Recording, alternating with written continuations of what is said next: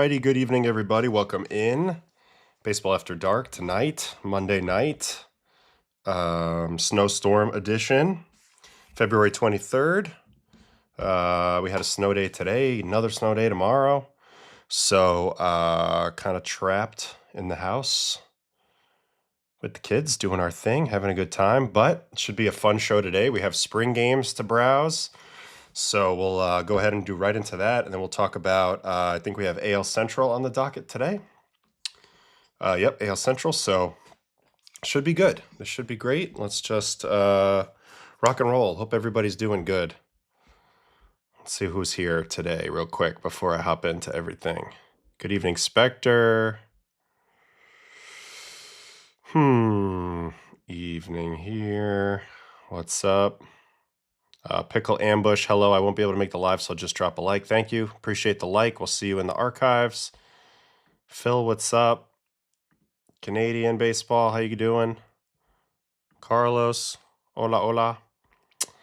And everybody else. Jane, Brian, Eric, and everybody. Oh, hello from Idaho.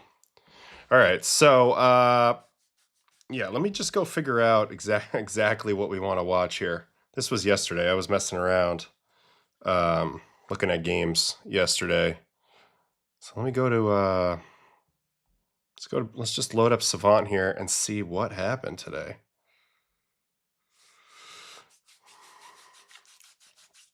Stuck in Fort Myers, what a shame. It is. This is the most snow we've ever had at home. Definitely. I will head to Arizona on the 1st, so a week from yesterday. So I will be, I'm throwing another bullpen tomorrow. Fingers crossed. Trending decent, so we'll see how tomorrow goes. Welcome in. Thanks for joining the stream. Appreciate it. All right, so a couple things to check up on today. I know that my Blue Jays fans want to watch the Okamoto versus the Mets home run off of Clay Holmes. Oh boy. How did I used to do this? Chart options. There we go. All right, here was the box from today. Mets sent a lot of people up to Dunedin, huh? Sorta. Mauricio, Melendez, Vientos, Brujan. Anyway, Clay Holmes got the start, and then on the other side, it was Barrios. And we want to watch both of these Okamoto at-bats versus Holmes, right? All right, so we'll start there.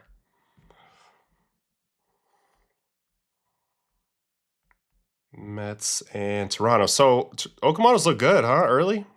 Only a couple games, but he's definitely looked solid so far. Let's watch both of the at-bats. Here's the first one. This is the home run. And here we go. Clay's going to start him with the sinker. His patented pitch. Now, his camera angle is going to probably suck, but it's all good. On to the sweeper. 3,000 RPM, so Clay's feeling good, getting ready for the WBC. -18, -4.1 on that one. Throwing exclusively out of the stretch, it looks like, as well. So there's another sinker. So sinker, sweeper, sinker. Look at that. Not even, oh, I guess there's a man on first here. So 1-2 count. Here's a pickoff. Pretty close, actually. And then here's the home run. So it's a curveball. I saw this in the Discord today. Man, good swing. Quanto, 103.4 at 26. So maybe a home run, maybe not a home run. It really traveled, though. 431. Dunedin is a good place to hit.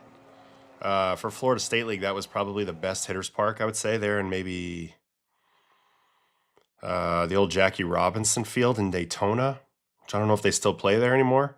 Anyway, so Clay's throwing a curveball. This is a new option. You can see the difference in the break. -16 on the vertical break, whereas the sweeper he threw earlier was only -4.1. So that's the difference here. I mean, they're both going to be big sweeping pitches to the left. They have similar spin rate. Honestly, when I watched it, because he has the high slot, I was thinking to myself that maybe it wasn't a curveball, even though somebody called that out right away. But huge difference in vert. -4 to -16. So this ball dropped quite a bit. Also, if you watch Oko, It looks like he kind of waits on it just a touch. There's like a little bit of a hezzy in the swing there, so that's impressive that he still put that much into the ball. This isn't really usually typically a great right-on-right pitch, is the curveball. Not typically. I wish we could get a side angle, but not in spring training. We're not going to have all that. So that was at-bat number 1 versus Holmes. The second one versus Brewer, he ends up punching out. So let's just watch that. Hoss Brewer, what a name. The old high sinker. Little death ball. Swing and miss. Another death ball down. Nope. Another one. Damn, he's got -10 on this slider at 85. That's a good pitch. Old Haas. Haas Radborn. That was a real guy, right? Then he goes for the sinker, sprays that, and then he's going to get him with that slider. He's definitely got a good slider. Really good pitch there. This time Oko thinks it's a fastball. I think that's the difference between the curveball and this pitch. He got a little confused there. Anyway, I want to go back to the home run real quick, because there's definitely a little bit of a hezzy in his body, but he still barrels it. And the pitch is pretty well located, right? There's definitely outer edge. Hard to tell on this camera, but it looks like it might be pretty close to the corner. So anyway, encouraging sign. Nice swing there. And we're off and running. So you guys have to let me know what else I got to look at here today. I know there's a bunch of people that pitch. We should watch Bubba Chandler and some other stuff. Mom and sister stuck in Florida. Canada, it's freezing, I'm sure. Any chance I would join the fantasy league? I just have too much on my plate. Honestly, I wouldn't be a good member. So I don't know. Hopefully somebody else will take the spot. All right, if you're working on a curveball, why not use it as a get-me-over? 2 strikes seems too cute. So he's probably thinking there, like, I already showed him one type of break. I'm going to go to the other type of break. It's one of the things that I talk about that McLean does. And some others, if you have 2 breaking balls, especially sweeper to curveball. You know, Trevor Bauer would do this a little bit and talk about it a little bit on his videos. Like if he felt like the guy was on that shape, he sees spin and he's tracking it that way. Then you throw something with a little more drop to it and maybe you get him to swing over it. Not the case there, but also, like I mentioned, right on right, not always the best matchup. Who else pitched in this game? Holmes, Brewer, Tobias Myers look pretty good, huh? 2 1/3, 3 hits, 3 strikeouts. Ryan Lambert. Okay, somebody told me that we need to watch Ryan Lambert. So 1 inning, 1 hit, 3 punchies in this game. So let's check him out. This is a Mets prospect here. All right. I mean, he's facing, we don't really know any of the guys he's facing, but let's check out the stuff. 96, wow, 22 vert on this. All right, so before I even see anything, he's throwing 22s. And only 2s. So this ball is a very like high cutty thing at 96.1. So it's going to grade pretty well. This seems to be like one of the preferred shapes of fastballs these days, is these ride cutters. Wow, a lot of horizontal on this for his slot. I would have thought coming over the top like this, he would have been a little more tight. This is an interesting pitch. It's a gyro slider, and it totally fools Panango here. All right, 97.4. Another 23-incher. Man, it's right down the middle, but you see still under it. That's how much carry that ball has on it. And he's got 2,600 RPM. Somebody check this guy's hand. My God. But yeah, it's definitely got a lot of zip on it. No doubt about it. All right, what else we got? 98.2 at 22. So it's a real fastball. I mean, this fastball's got to grade out very, very high. And that's a really good slider too. That's the old slammer right there.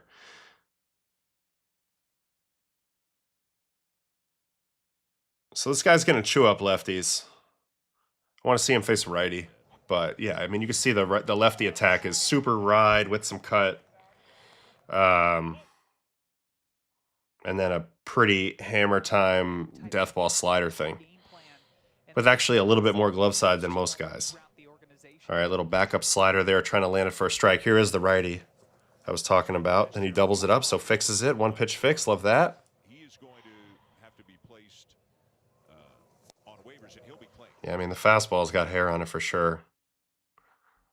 He's living at 20 or close to it or above. Yeah, I guess he's under that. Down in, under it. It's a serious heater. He's throwing hard as crap. All right, another slider. So far it's just 4 seams and sliders, albeit very good. Command, it's spring training. Impossible to judge. Anyway, he's got crazy spin. Crazy spin on his fastball. Really high spin. Yeah, I mean, that's just a ridiculous fastball. That ball's just up and away, and, like, the bat can't stay level enough to get through that because it has so much carry and cut, so it's not coming back at all. So, man, this is a really talented arm, no doubt about it, in terms of just pure power and output. And shape. Like, that fastball shape is pretty dang good. All right, so now his manager, Carlos Mendoza, is going to get a hit off him. So here's the lefty attack. It should just be fastballs and then breaking balls once he has count leverage. Yep, under that.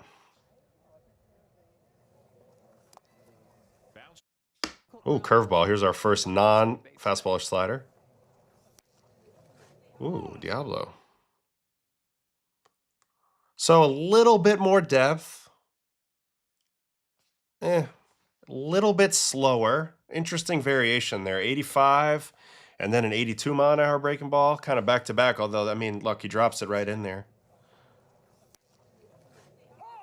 So interesting. And then 99. Jams him.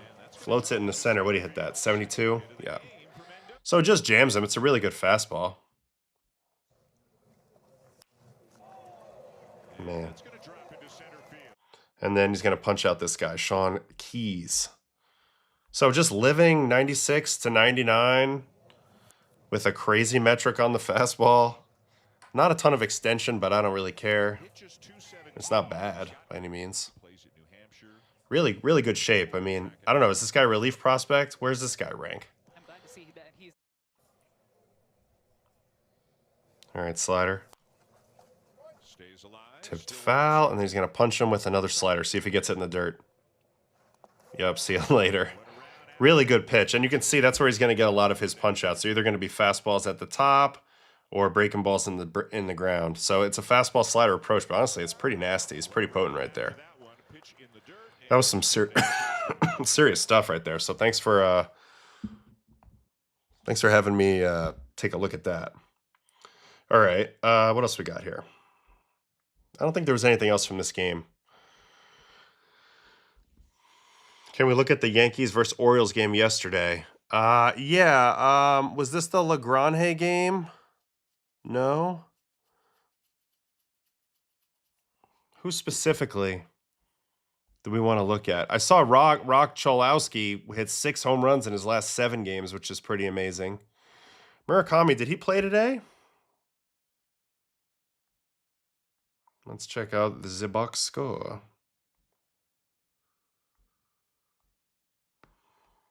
Yeah, he played. He went 2 for 4. So let's watch Murakami's at-bats today versus the Rockies. He's actually looked okay so far. From what I've seen. But I'm curious to watch more.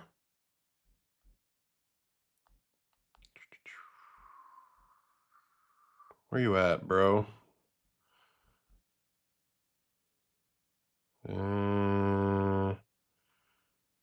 Where am I missing?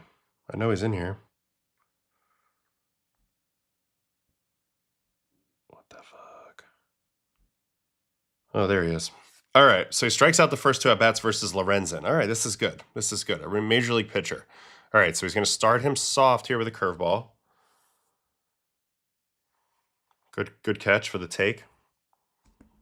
Pickoff attempt. So man on first. Changeup coming next. So it's weird. We only have center field cam for this game. No broadcast cam. So it's kind of odd, but anyway. All right, so this is the pitch that I would expect him to murder in the big leagues. But he's on top of this ball, which is interesting because we were thinking that high fastballs were going to be his issue. Anyway, he's going to punch here on a changeup. Just a really good pitch. I love cutter to changeup, so undresses him there. Now he gets Brebbia in the second at bat. This should be more four seam action. All right, four seam changeup. Another four seam. Ah, that sucks. Little shitty check swing. Curveball. He's going to get him with the fastball up. You know, it's weird, though. Did he swing over that? I got him swinging over that. That's a very strange miss. Most guys don't swing over fastballs up. They swing under them. So I would have thought if he had a velocity problem, which is like kind of what we've been scouting out, it might have been on fastballs up. All right, third at bat versus this guy, Iverson Castellano. First pitch, changeup, swing and miss. Second pitch, changeup, swing and miss. Oh, he's going to triple up. Stays through it. Do we have high home? Okay, yeah, at least we have high home. All right, so kind of benefits from the shift there, but 3 changeups in a row. Changeup doesn't look great. Looks like he struggles seeing the changeups pretty well. All right, here's a left on left. Curveball strike, and then fastball. Ooh, a nice little piece of hit and little line drive the other way. Let me see what that looked like on the high home. Ooh, right down the line. So showing a little bit of behind in the count feel in these last few at bats, but I don't know, kind of some weird passes right there. I know that he he also played in a game recently and swung it a little differently. Yeah, over and early. That was strange, huh? It will be interesting who will have the better season, Okamoto or Murakami. Yeah, I'm not really sure. I'm not really sure. I think Okamoto, but I mean, I'm curious to watch more Murakami at bats. I think there were some others from the previous days. Let's look at the 22nd, see if he played on the 22nd versus the Brewers.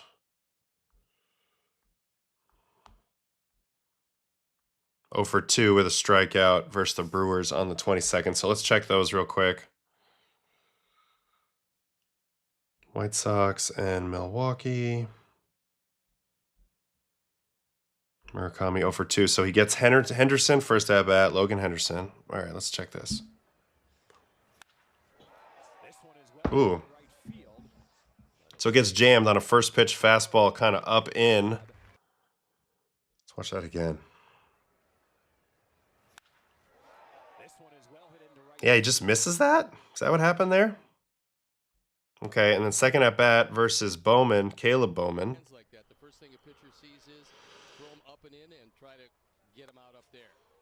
Non-competitive ball 1. Here comes the curveball. Definitely giving them free strikes with the spin early. Change up ball. So I'm looking at the swing while we're watching him a little bit. You see the setup. Hands, it just goes from right here. Hands don't really move. They just kind of come back a little bit and lower before he gets ready to launch. There's a leg kick, but it's nothing crazy. Be curious to see if he goes to a toe tap. I wanted to show Spencer Jones on the home run the other day that he's going toe tap now. A lot of people are trying to pull another ball that he swings over. Now, granted, this is a sinker, but he's had some wild misses, some very weird misses so far. So, okay, so that was the 22nd at bats. What else we got? Let's look at the 21st. Did he play in this one too? I don't know, 21st. Where is it? White Sox A's. I doubt he played in this one. Yeah, no, he probably played in the in the 20th on Friday. The first game, yeah, versus the White Sox. That's right.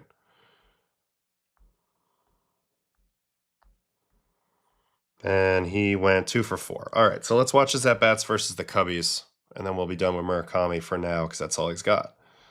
I'm curious to watch Imai when we get a chance to see him too. It's just crazy when there's this many players in the feed. All right, so first he's going to get J-Mo in this first at-bat. All right, first pitch fastball. Pretty borderline pitch, doesn't get it. Right to the changeup. Yeah, changeup. He's going to see a ton of changeups based on what I've seen so far. They're going to try to use timing against him with that leg kick and with his big swinging. I think you're going to see a lot of changeup. Damn it, we're not going to get this pitch. That stinks.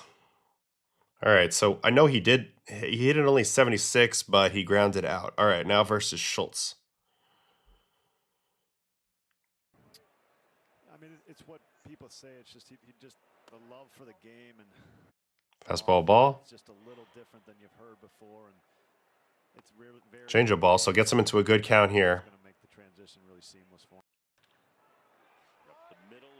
Little high sinker, whacks it through on the ground. Interestingly, 108.3. So hits this ball very hard. Up in the zone for a grounder. Definitely seems to be over the top of the ball. Looks like he's been practicing a lot, probably on four-seam machine to get ready for this. And now he's like actually like overcompensating a little bit. All right, now Hodge. So there's a fastball that just straight up beats him. All right, he's definitely under and late on that one. So that's the first time that we've seen that. Now he's going to double up on it. Ooh, hit that ball pretty good. Yep, 105.5. Hit that ball better than the Okamoto ball to center, but notice how it doesn't get out. Also, Seiya completely lost that in the sun, hooking his countryman up with a double there.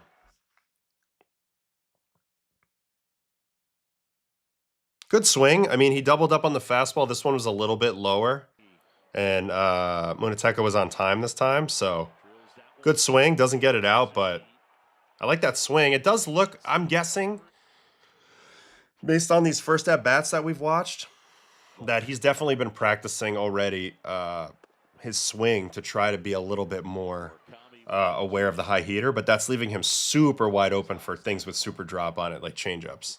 So, I mean, it's early. It means nothing. He's going to have to watch, I mean, get the rest of at-bats all spring, plus WBC. And then the real season will come, and we'll get to see what the consensus is on how to attack this guy. But just off the early going, even though I know these pitchers don't have any scouting reports, I'm seeing big success on changeup. And there's definitely some element of fastball there, but it looks like it might be a little bit more overstated. You might not be able to double, triple up in there. All right, let me get in the chat for a second. All right, here we go. Maybe Murakami is over-adjusting.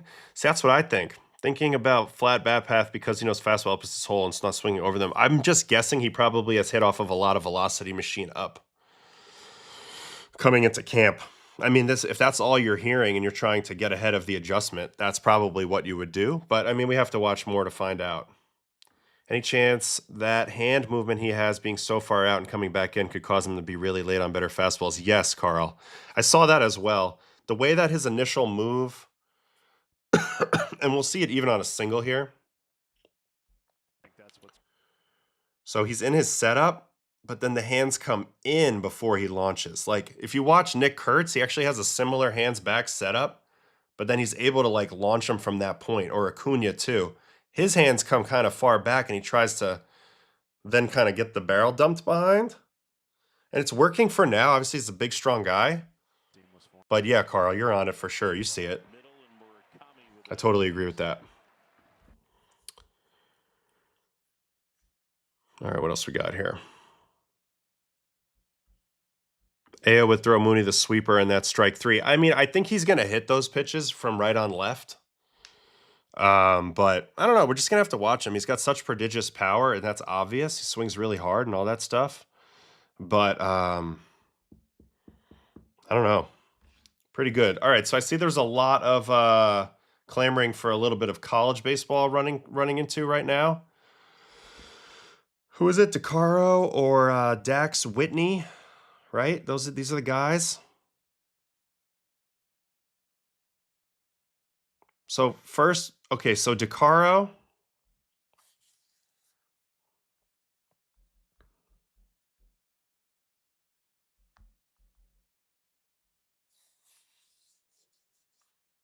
All right, I feel like he just pitched, so I wish there was so St. Anthony's guy out of Long Island. That's pretty cool. This is 2025 highlights. That's too old. We need a more relevant video. I know somebody how do I search by, let's see here. Recently uploaded.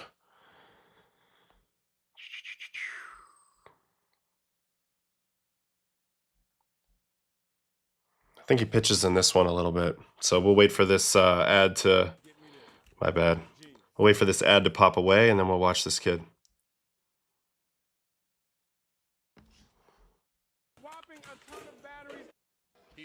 All right, here we go. So short stride, first thing I notice, definitely a little bit of a deceptive delivery, a little breaking ball there. All right, now we're watching some hitters. I have YouTube Premium, I just don't have it on here right now. Carolina beating the snot out of ECU. Sorry, ECU Pirate, who's usually on this stream.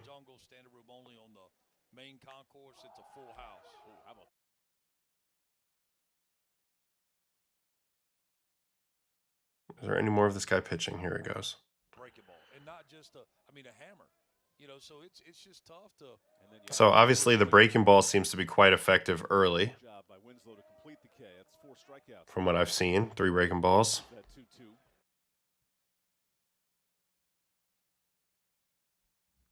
Here he comes again. Ooh, big curveball. So that was like more of a slurvy downer slider and then the big curveball. Actually not that dissimilar to the guy we were just watching before, Lambert. I mean, not as much velo, but I don't know. That's nothing there. Nothing to see there. Let's go back.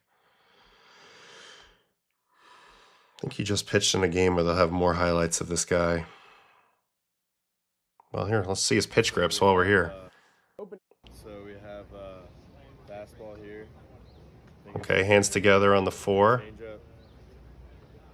That's my changeup grip. Good grip right there. Standard. Slider was interesting. Slider was almost like a sweeper grip. So that's probably what it was. Let's watch his highlights from last year for a second.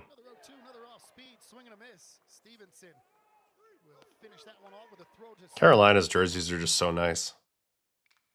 That's on the ground. Will it be 2 here? The flip to second for 1 on. Yep, Watson's at second. Luderman's at first. There's a fastball, 95. So with all the break he has, he's gonna really benefit from learning how to hit that glove side pretty good. I have to say, I'm not in love with the delivery, but like that's just at first glance. I do think it's pretty deceptive and quick, and his arm stays behind him pretty well. Opens up really good with the front foot. But obviously he has feel with the breaking balls. So that's my early read on this guy. Let me get back into the chat.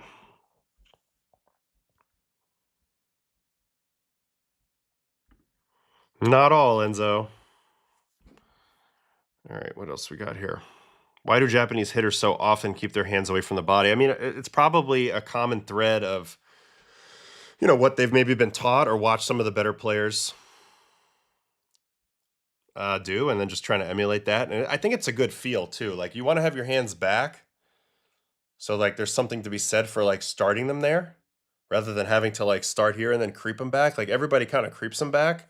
But if you start him back, like you're already in the launch, but you can see what he's doing is he's having a little bit of an issue where he's here and then he goes to launch, but he tucks his hands in before swinging. Whereas if you really have it going, you just drop. Maybe you do that with your turn of your body or you just launch. Like if you ever watch Ronald Acuna's hands, they're just like right here and he just kind of lifts and goes right to the ball. So makes you incredibly more efficient.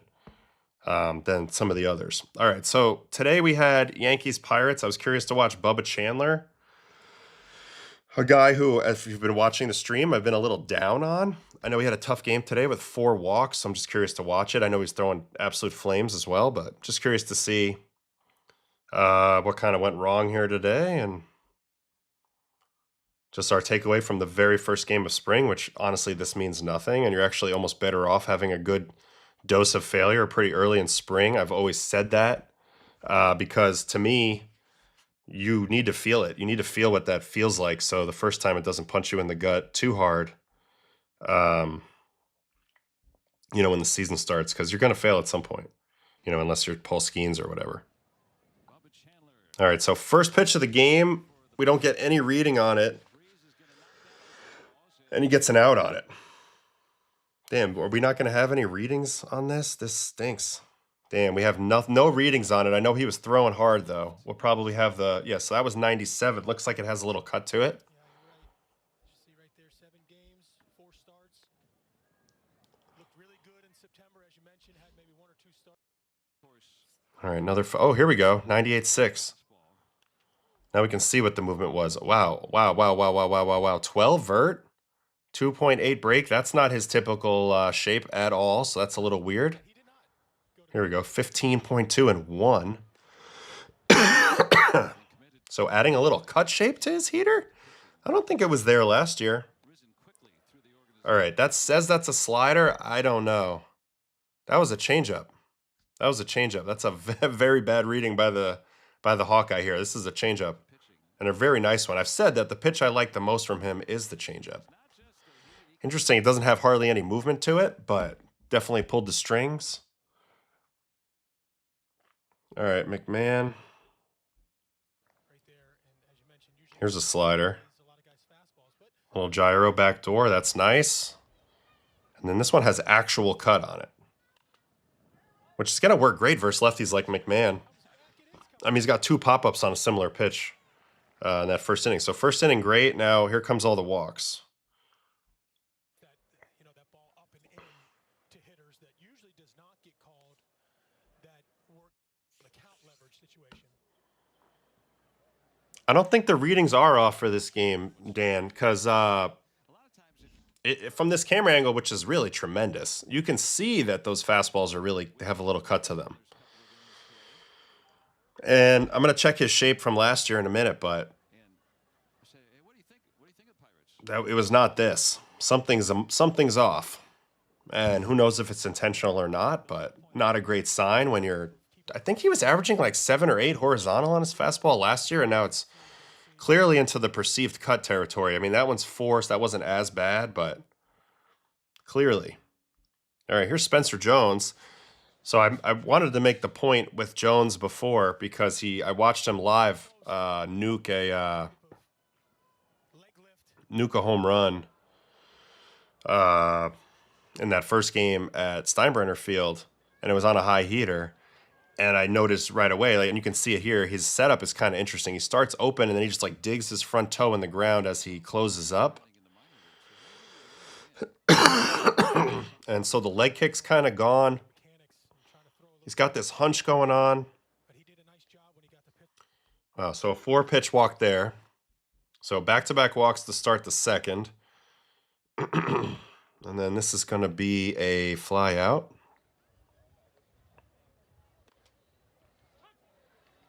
Oh, he challenged that. To my eye, that was top of the zone strike. Let's see. Yeah, I faced Spencer one time. I believe I struck him out or got him out on a changeup or something. Yeah, wow, ball above the zone. So good challenge right there. Very similar height, no? I bet he could challenge this one again. All right, so look at that. That's right around his hands. Where was this one when it crossed the plate? A little higher, little higher. All right, and then third pitch, he's going to get an out on a slider. Yeah, good pitch. Sliders is actually looking all right. Shape-wise, I don't mind it. There's O'Neal Cruz. Then he's going to punch out Seth Brown. Seth Brown's with the Yankees now, huh? has definitely committed to Ooh, trying to curveball. Very rarely thrown curveball gets the first pitch sword. Fastball. Now, I'm not going to sit here and tell you this is a bad shape of fastball. It's just different. It's just, I don't think this is what he had going last year. And here's the changeup. I mean, it's spring. It's funny because I read the Kurt Schilling tweet too. That's dirty changeup. Wow. It's like, okay, relax, Kurt. It's where are we? February 23rd. Relax. The kid's letting it eat. He's finding his lane. He's finding his rhythm. Can't be great every time. And then 2 more walks. Zach Short. Ooh, Shorty's over there. I love Shorty. Called ball, call confirmed. Well, the first 2 batters walked, and Chandler trying to get out of it. Really? That looked like a strike. Man, this ABS is crazy. You guys like this? Let's see this one. No, ball. I mean, that did not look there. Did that pitch look high? Maybe something was weird. Oh, yeah, it's high. Okay, weird. Got to get used to that. All right, slider. Strike. Changeup, right on right changeup. Great action on it. Really great action on it, but a ball. Four seam up ball. And then, wow, 3-1 slider. Don't like the way he came off the mound on that one. And then he's going to go ahead and walk this guy, and that's going to be the end of his outing. 4-pitch walk. I think he probably got a little tired. I mean, but at the end of the day, like, I just want to know what's up with the fastball shape. This might be very dangerous. ABS does feel like it has no top of the zone. I didn't think that was coming to the major leagues. I thought they were going to expand that, or it was going to feel different than it felt in AAA, but there might be more offense from what I'm seeing. All right, timeout. Let's look at Bubba from last year and that fastball shape. Yeah, we're talking 17.3 and 9 inches of tail. Today, he was averaging way to the other side of the chart. He would be, this is not his fastball. So I don't know if this is like what he wants to do or doesn't want to do, but we have to keep an eye on that. So a little bit of a inauspicious start to the year for Bubba Chandler in his first spring game. And you can see just like no command because he doesn't really know what that pitch is doing. So it's a little weird. I did want to really quick while we're here, who did the Yankees play that day? Detroit. I just want to watch that home run by Spencer Jones just for a second to give you guys a look at what I was talking about. Because this is a guy that has been dropped off of all sorts of lists, even though he had an 800 OPS last year. He did also strike out twice in this game, so obviously that's still a thing. But I just want to show you that he does demolish a fastball that to me appears to be in the top half of the zone. So ball and then changeup. Changeup again. So he shouldn't be on fastball timing, although this is a fastball count. And then watch this. Just all over that thing. Hit it over everything. 111.7 at 32. 408 feet. We don't get the side angles. We do get center field. All right, just watch the load, though. So the front foot comes down. He digs it right there. Shows the pitcher the whole bottom of his foot. And stays a little bit taller in his posture. And he's going to try to spin here. You can see the tilt is still there. He's still an uppercut. But anyway, he did get to this ball with decent amount of vert on it. So anyway, slightly encouraging, and we'll see how that keeps going. See how that develops if he can keep doing that. Of course, he did strike out the other 2 times. Now, also in this game, this guy pitched. So we should probably check out Lagrange for a minute because he's pretty dang interesting now that I've got to see him. Going open to close forces his hips to stay locked until his hands fire. It's whatever he's doing, you can tell that he's manipulating his posture so that he's setting his his path up for a little better success. If he just leaves himself to his own devices, he's gonna get too scoopy, probably, is my guess. All right, so here's Lagrange, and oh, this is also reminds me. We'll speed watch this one, but he does face McGonigal, the number 2 prospect in the game, and McGonigal gets a hit off of him. So this is the first batter of the game. He comes out pumping 99.5 with 18.4 inches of vert, so above average amount of carry, and it's 99.5. Now, interestingly, this guy's a monster. He's like 6'8", 6'7", 6'8", but his extension's only 5'9", which I found interesting, but I think that kind of helps him, similar to Cam Schlittler, like sequence his limbs really well and throw explosive heaters. So anyway, he throws hard as hell. He's like 100 to 103. Well, 99 to 103, basically, as he jams the piss out of this guy. Who was that? Jahmai Jones? And then here's the McGonigal at bat. So let's watch the whole McGonigal at bat. Starts him with the slider, which is a very good sweeper. It's a ball, but he has a very good sweeper for his size. Good pass at that one, down in from Kev. And then here's a base hit the other way. And this is kind of what he's known for. Just stays on that ball. Line drive to left. 104.5. Turns around 100.5, no problem. Sees it 2 times in a row and turns it around. So McGonigal is a guy we're very excited about. This guy could really impact the AL Central, which is what we're going to talk about here in a second. But look at that short little swing. Line drive to left. That was pretty impressive. All right, now Glaber almost takes his head off here with a line drive, so he does get himself in a little bit of trouble early, but then I want you to see some of the nasty punch-outs. This is a 3-pitch punch-out to Colt Keith. First pitch, backdoor sweeper. Wellesley sticks it. That's probably high. Second pitch sweeper. Backdoor perfect. And then devastating changeup. He's got a great changeup. Yep, see you later. I mean, that's nowhere close. And the thing that's interesting that when I've been studying Lagrange a little bit is he pitches at 3 different speeds. The fastball's right at 100. The changeup's right around 90, 91. And then the breaking ball is like low 80s. So he's got 10 miles an hour almost of separation on all 3 levels of his pitches. So it's no wonder that he strikes a lot of guys out. And here's the punch-out pitch on a changeup to Rogers to end the first. I mean, that's a really good changeup. That's a great changeup. And when you see a guy throw this hard and be this big, you would not expect him to have a good changeup. But he does. So I think we're going to, I mean, look, it's early, and he's got too many walks in his game. But the talent level of this dude is actually crazy. He's got 3 pitches that I really like. I like his sweeper. I like his fastball a lot, obviously, because it's fast and it has pretty good carry, but I really love his changeup. So, I don't know. He's going to be coming. 33.4 strikeout percentage last year in the minors. There's that. This is his cutter, which is his intermediate breaking ball. He doesn't throw very many of those. It's kind of more of like a gyro slider.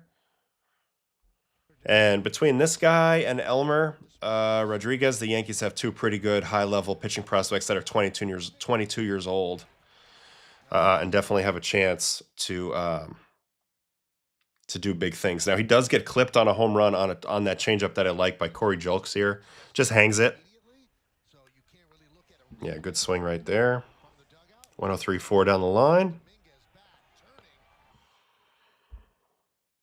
And he gets a little tired. Let's watch the second at-bat versus McGonigal. All right, so man on first. Not a great place to face this guy because he's going to be really good at hitting those holes. First pitch sweeper. You got to love the sweeper command, especially backdoor to lefties. Almost all of them are competitive. Here's another ABS. Good catch by Wellesley. And you know, it's funny because I remember this one. I was watching it live. This ball's at the very bottom of the zone. Look at that. So I remember we were talking a little bit about whether framing would matter still. I mean, they can't assume a challenge, so they're framing all the time. But it does seem like people are being pretty loose and open with the challenges this early in spring training, just trying to get used to the system. I think all the catchers have the green light so they can really learn the zone and you know, learn themselves. Change up. Gets him out front, flies it out to Judgy. Now, I thought it was interesting that McGonigal, because he hadn't seen a changeup yet in this at-bat, and yet he still gets barrel to this. Like, so he's got a lot of length in his swing. Not only can he be short to the ball, but he's also got a pretty good ability to slap it with the barrel out to right. So anyway, that's the first couple at-bats we've seen from McGonigal. And now you get the idea of Legrange, who we'll probably get to see at some point this year for the Yankees if everything goes right. Almost gets clipped here by Glaber. 95. I mean, that is Yankee Stadium type type stuff. In this game, Judge did homer twice, so we might as well watch it. Here's the first one. We'll watch the whole at-bat. Oof, little hanger. Judge sees it, but he's a little late on it. And then a cutter. Man, he doesn't even swing hard, just stays through it. And it's still 104.5 to center. Just ridiculous. Just shows up hitting home runs, you know? And I don't think he even swung hard at this pitch. Just kind of a little whoop. So that's the first one. And then the second one is off of Ricky Vanasco. First pitch curveball. Man, we've seen some right-on-right curveballs. Changeup down, 2-0 count. Up, fastball and a fastball count. Yeah, see you later. Wow, stay tight on that. A la that home run off of Varland in the postseason. 106 at 24. And like I said, he just gets off the plane and he's already hitting home runs. Just ridiculous. He's ready for the WBC. Sign him up. Note to AO, don't throw Judge those pitches. That's a good point. How would I like to pitch with the ABS? I don't think it would be that great. But I mean, you know, the thing about it is it's a level playing field. You know, really any of the rules that came in, I never really complained about them. Of course, some of them I didn't like the limiting of the pickoffs. That wasn't my favorite thing. But, you know, what can I say? Overall, it's fair for everybody, even if it's a little bit, you know, sucky at times. I will say, though, that it probably hurts the four-seam guys at the top the most from what I've seen. The top of the zone doesn't feel the same as before. All right, so we did have Connolly early today. Maybe we should watch him really quick. He's in a competition here for the Red Sox. So let's watch Connolly pitch his 2 innings real quick. Red Sox and Rays. And then we'll go look at the AL Central. Rays, Red Sox.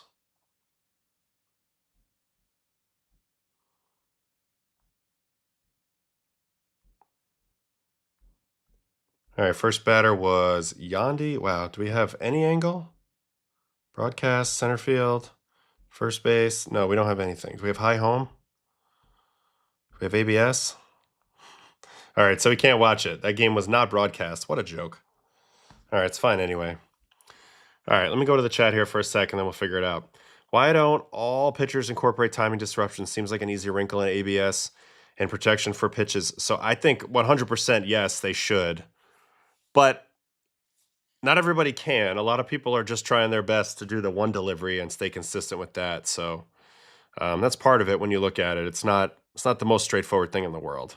But I think for me, it's the subtle changes that matter the most. Like the guys that do like, you know, really egregious ones, like crazy gimmicky ones, like outside of Johnny Cueto, he's the master. But outside of that, I always felt like they're a little much. And all they do is embolden the other team that want to beat your ass all the time. But if you're a little more subtle, like Adam Wainwright was a king of the subtlety with the timing variations. He had slide steps. He had, you know, shorter leg kicks, bigger leg kicks, over the head, not over the head, hesitations on the step backs, all types of things. So Adam Wainwright was a good example. And Nestor was also kind of a master, sort of like Johnny Cueto. The difference is Nestor was like making that shit up as he went, which was kind of funny. So, yeah, dang, Rays couldn't pay their guy to film it on phone and throw it on the center field cam. I couldn't see the game either. That's why I was asking. They got to stop putting all them on. They got to stop putting them all on Fubo. I don't think that game was even on, was just. I don't think it was televised anywhere. If it was televised, we would have had it. And then some teams do put their center field cam up on the dugout app, but I don't know. We did get a lot there. Oh, I do think that Mason Miller might have pitched today. Somebody was asking me about that. And yeah, Kenley does a little too much for my taste, but he can do whatever he wants. All right, let's get into the AL Central because we should. Because we should. So let me hit the Fangraphs real quick. AL Central, probably going to start with the Guardians, I would imagine. Let's see here. 2026 standings. Projections. Here we go. So this is what I've been using. All right, AL Central. Actually, Tigers are going to be our first team. They're projected to win the Central. I have a big feeling that the Framber thing made a big difference here. 85 and 77. Royals, Twins, Guardians, fourth. Wow. And then White Sox. This is a very jumbled division outside of the White Sox, although they're going to be a very fun team to watch. So Tigers are the first team. All right, the Tigers. We just looked at McGonigal. He's going to affect this team. Here's the opening day lineup per Fangraphs. Colt Keith at third, Glaber at second, Kerry Carpenter, Riley Green, Spencer Torkelson, Wensil Perez, Zach McKinstry, Dylan Dingler, and Parker Meadows. Not sure why he's in green. Oh, no, it's because I had him highlighted. Rogers, Javi, Jemai Jones, Veerling. You're going to see quite a bit of platooning. Like when a lefty faces this team, they're going to have 8 or 9 righties in there. They were actually pretty good last year on offense. They're returning the same team on offense, but with some guys that are ascending. Riley Green, Torkelson was much better last year. Kerry Carpenter is a beast. They need to find a way to get him more at-bats. I'd like to actually see him hit first lefties and see how that goes. And then this is where they made the biggest changes. So they were able to handle the Skubal situation. Obviously, they're paying him $32 million now, but they have Skubal for this year.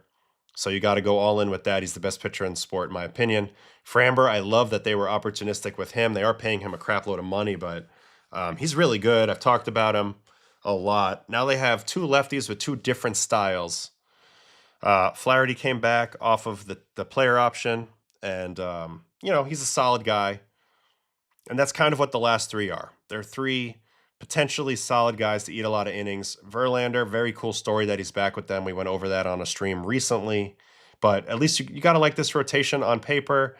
You got to like it. You got to like it on paper. Tigers top 5 pitching staff in MLB.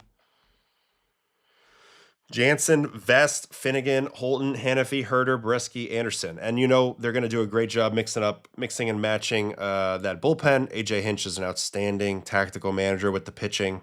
And now he has some starters to actually give him some length. I have no doubt that this team's going to be a good regular season team. They're going to play well. They're going to play smart. They're going to be a tough team to beat, especially 2 out of the 5 days when Tarek and Framber are on the mound. And I think they should high step, in my opinion, to the division here, especially if McGonigal comes in and impacts. I think he's a good player. Bryce Rainier is another big prospect, but he's a ways away. Obviously, we know about Max Clark. We'll see. I guess you would move somebody to third for McGonigal, Mr. Glaber, or you keep Glaber at second. I don't know what you do, how you figure McGonigal in there, but he's going to be a nice contact piece. Another left-handed bat. Uncle Ted would be proud. And you feel good about the Tigers. No doubt. I don't really have a lot to break down on them. I think they're going to be probably the best team in this division.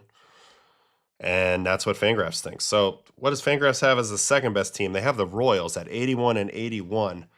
So I don't know. I mean, the Guardians are always so well managed. When we look at their roster, I'm going to be curious to look. Let's take a look at this Royals roster because I haven't thought about it in a while. And they made a couple small moves. Kansas City Royals. Michael Garcia got extended, right? So Michael, Bobby Witt, Vinny, Salvi, Caglione, who could be a big time boost to this lineup. He didn't do a thing in the big leagues last year, but I don't think that's indicative. India, Carter Jensen, who's a very interesting player as well. Isaac Collins and Kyle Isbell. So there's some big upside here, particularly I'm looking at you guys, Caglione and Jensen. India, I'm sort of running out of patience for. I'm not a big Isbell guy either, but Isaac Collins comes over from the Brewers. He was an interesting player. Lane Thomas was like a veteran that they signed on the bench. And then rotation-wise, Reagans, Waka, Bubic, Lugo, Cameron. I don't really have a problem with that. It's not like super high-end, but it's solid staff. It's a solid staff. They got some pretty good vets in there, too. I mean, Waka and Lugo. Man, Luke's getting to 10 years now. Okay. Bullpen. My guy, Estevez, Urseg. So that's a pretty good 8-9. Strom. Should hold strong as long as the velo doesn't drop any further. Schreiber's a tough matchup on righties. Mears was a good pickup, I thought, from the Brewers. Throws hard. Let's see what they do with him, although his stuff had regressed quite a bit last year. Daniel Lynch has good stuff. Alex Lang was the closer for the Tigers. And then Bailey Falter. They actually have a pretty deep team, I would say, on paper. Here's some of their NRIs, too. Elias Diaz, Jorge Alfaro. Good sneak on this list. Abraham Toro. He's played a lot last year. He was batting third for the Red Sox at one point. Brandon Drury's in camp. Kevin Newman. Darian Blanco is a prospect, right? No, he was with the A's. That's right. We saw him pitch before. Nothing great there. Aaron Sanchez in camp. This is one of their guys down the line, Frank Mozzicato. And I mean, I don't know. It's a good team overall. Love Lugo, one of the best guys I've met in the game. I got to talk to him a bit. Enjoyed his time with the Mets. Nasty stuff. Quirky dude. Really good pitcher, though. Great spin. I mean, throws every pitch in the book. Who do I see as a prospect of the Tigers make it to the regular season roster? Yeah, just not to backtrack too far to the Tigers, but McGonigal will get there. I think Max Clark maybe gets a cup of coffee at the end of the year. A big thing is how they use... let me just run back to the Tigers for 1 second. Big thing for them is how they use... Well, Job will come back off of injury. Where's my guy that I'm looking for? Troy Melton. So how they use Troy Melton will make he would be my answer as another guy that I think will be an important player for the Tigers. Pitched last year in the postseason, did a nice job, has good stuff. Little short arm delivery, throws hard, 97 miles an hour.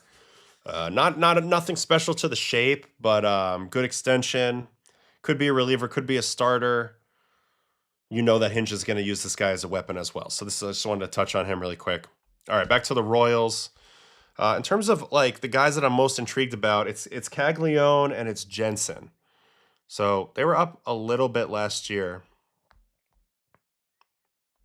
Carter Jensen looked incredible at the plate in a limited sample size. 941 OPS and 60 at-bats. With the metrics screaming that he's a good hitter. I saw that if you just looked at some of the bat tracking metrics and his plate discipline metrics, he would grade similar to Aaron Judge in the small sample. So obviously it's ridiculous to even say, but I'm excited to find out. Here's Carter hitting a friggin' nuke last year. 456 feet off of this guy, Michael Kelly. Wham. So, I mean, the Royals have lacked explosive offensive power for a while, beyond their usual top 3, top 4. So if this guy can come up and Caglione can come up, and well, they're going to be up, but if they can actually come up big and start to do some things at the plate, then we're cooking with gas. Now, interesting about Jack, who's going to be my teammate here in about a week. He crushed it in the minors and got himself called up. He just didn't do anything at the plate when he got up. He struck out too much. He did showcase top-end bat speed, almost to the very top of the scale, which you would expect because he's got crazy power. His defense was a little bit of a letdown too, which is important. I know they're moving in the fences, but you're going to have to cover still a lot of ground out there if he's playing outfield for the Royals. And anyway, let's watch him hit a bomb, because he's another guy with just crazy power.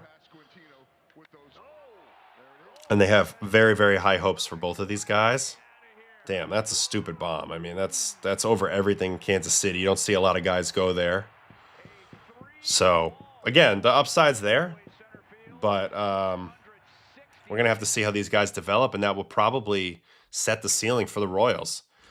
They can't afford to have any injuries in the rotation, but they're set up to be pretty durable with this group. So hopefully that holds. Not sure where I'm placing them yet in this rotation. Let's see who is our third projected team. I think it's the Twins. It is the Twins, 79 and 83. So the Twins are in a crazy place organizationally. You know, are they selling the team, et cetera, et cetera? But they still have some really good players on this team. Buxton, Luke Keeschel, Josh Bell was a signing. Wallner, Jeffers, Larnick, Lewis, Caratini, Lee. I mean, it's a representative lineup. Not top of the scale, but not bottom either. Clemens, Creeder, Martin, and Outman on the bench. Outman, man, he needs to get some more playing time. He hasn't done much since that rookie year, so it's starting to back up. And here's where it starts to fall apart. Joe Ryan's hurt. Pablo Lopez is out for the season, and now they're going to run into a pitching depth problem. Bailey Ober, who I really like. Woods Richardson, who looked, I thought, pretty good at times last year. Taj Bradley, who, I mean, I like the fact that they traded for him, but he's been a little bit of a mess since he's been there. And then Zebby Matthews, but without Pablo there, and with Joe already looking a little not great right now, I don't know about this rotation. Not in love with it on paper. A lot of redundancy, too, in pitch types. They're going to be an easy team to come in and hit against, despite the fact that some of these guys have good stuff. And then the bullpen, I mean, is completely stripped down after they traded Louis Varland and a couple others last year. Now, they bring back in old friend Taylor Rogers. Topo, who's been hurt ever since he's been there. If he gets right, he's a pretty good sinker guy. Funderburk, okay. Cole Sands, yeah, maybe you got something there. They did hop on the Anthony Banda really quickly, and he was solid. He was solid, in my opinion, for the Dodgers. And they're penciling in our guy Chafin. What do they call him? Country something? Got Orzi from the Rays. They're trying to piece together this bullpen. But, you know, hard to say. I think this bullpen's going to be taking on water all year. Don't think it'll be great. Not in love with that. This one really hurt, though. The Pablo Lopez Tommy John was a massive blow to this team. And on top of that, they don't really have that much coming right now in the prospect department. Plus, this organization's just in a little bit of turmoil in general. I'm not high on their chances this year. And it sucks because there's some players I really like. Obviously, I love Royce Lewis. I love Buxton. I do think they have some guys in the middle of this order that are very pitchable. Bell, Wallner, Jeffers, Larnick. That group right there is pretty pitchable. Keeschel, I felt like, came up and did all right last year, right? Yeah, Chafin, Big Country. Mick Abel, David Festa, and Chase Petty waiting in the wings. So there was a trade. How did Mick Abel get over here from the Phillies, right? All right, here's Keeschel. So this guy batted 302, 385, 445 for an 827 OPS. He's not a very tall guy, right at 6 foot. A little dirtbag grinder type, and he did play very, very well. Didn't showcase a ton of power. You look at his profile here. It's that standard contact profile. Puts the ball in play. Doesn't do a lot of damage. It's a little concerning that his defense wasn't better. But you know they're batting him in the 2 hole, so they're a big believer in him, and we'll see if he can keep it up. I mean, this was Edward Julian a few years ago, Julian or whatever you want to call him, whatever his name is, however we pronounce that. A couple years ago for the Twins, and now he's on the Rockies. So life comes at you fast, but they're counting on this guy a lot. If he can keep it up, that'll really help because he'll be getting on base for these guys. Bell, Wallner, Jeffers, Larnick, who I mentioned, they all have a lot of power, but they're also very, very pitchable. Let's see if I can run them down one by one really quick. And just look at strikeout rates out of curiosity. I bet you Bell's isn't that high, but let's see. Josh Bell. Yeah, he's actually pretty good with Ks, which is amazing. Bell a little better than I thought, but he's also quite pitchable at times. Who was the next guy? Wallner. Wallner can't hit high fastballs. Yep. Whiff percentage, first percentile, K percentage, 6th percentile. Yes, he hits the snot out of the ball, but can't hit high fastballs. Jeffers. Jeffers is a good offensive catcher. Typically. Come on, internet. So not hitting the ball as hard as he used to. Only 9 home runs this last season.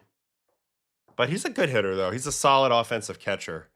Interesting, though, how good his approach has gotten at the plate, and it's more approach-based. Chase, whiff, walk. You're not seeing a ton of exit velo there.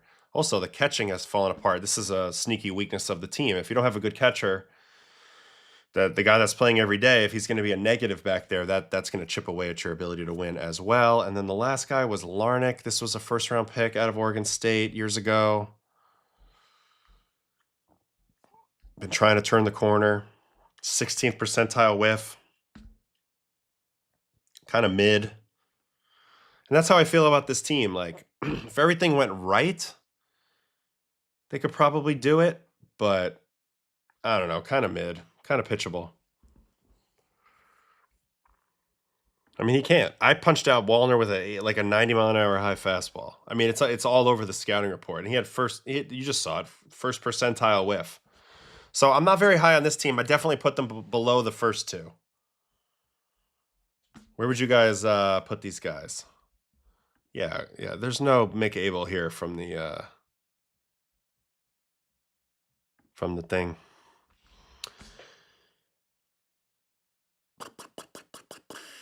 All right, here we go. So next up is the Guardians. Guardians. They won the division last year. They have the great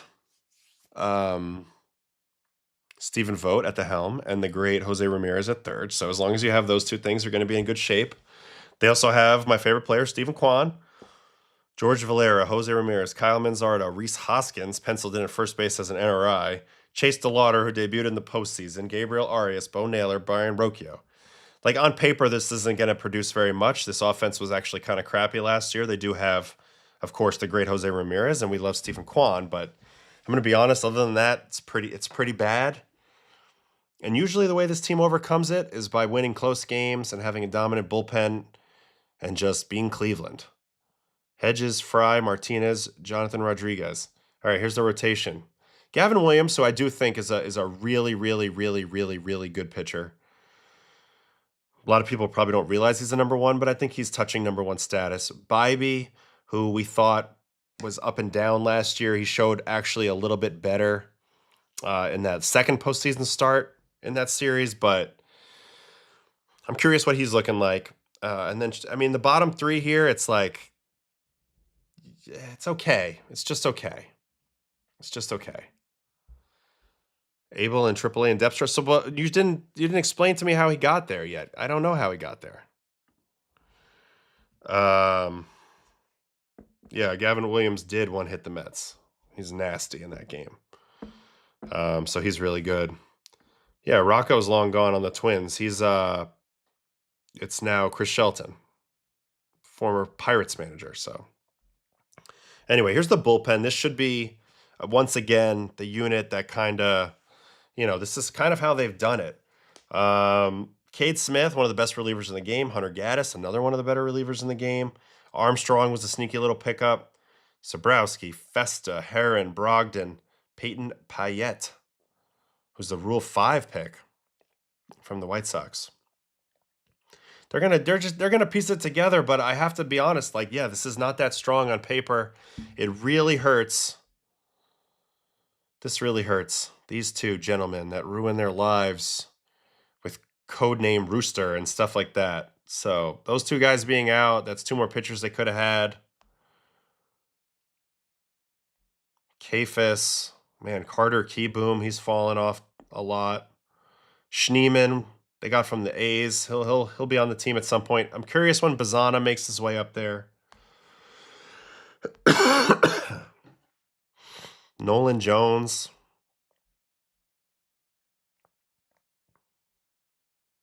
Man, Colby Allard, Ryan Webb. I'm just not getting excited about this team. I'm really not. Trevor Steffen is a guy that if he could get himself together was really, really good at one point. Interesting they have Holderman now. So, you know, this team they're going to do what they overdo. They're really hard to break down. Because like last season they won the division with like the least amount of barrels or something in the whole league. Like they find a way to win, but I do think that maybe that ends now.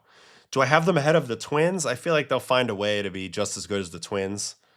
But I don't think they're more talented than the Twins. This could be the year that this comes to an end for the Guardians. It really could. I don't know. I'm not high on this group at all. DeLauder. I mean, Bazana's a big deal when he comes up.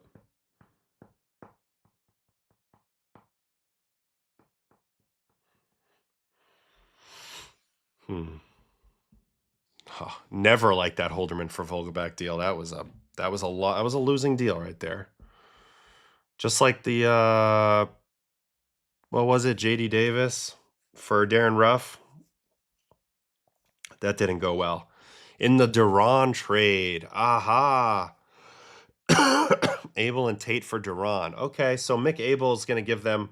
I think I'm higher on the Twins than the Guardians. That's crazy to say because I think the Twins are like in turmoil and the Guardians are steady as crap in terms of their infrastructure.